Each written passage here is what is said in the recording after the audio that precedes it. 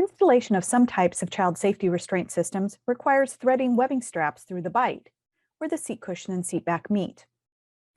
When installing these types, it's often helpful or even necessary to lift the bus seat's cushion in order to widen the opening to the bight. Therefore, it's handy that most bus seats allow the cushion to hinge up or come off the frame. However, it's crucial that the cushion be relocked after this process. Since late 2009, regulations require bus seating that opens this way to automatically lock when the cushion is put back down. Thanks to that requirement, the spring-loaded locking mechanism shown here has become common. Pull the spring back to unlock and then raise the cushion. When the cushion is fully lowered, it should relock.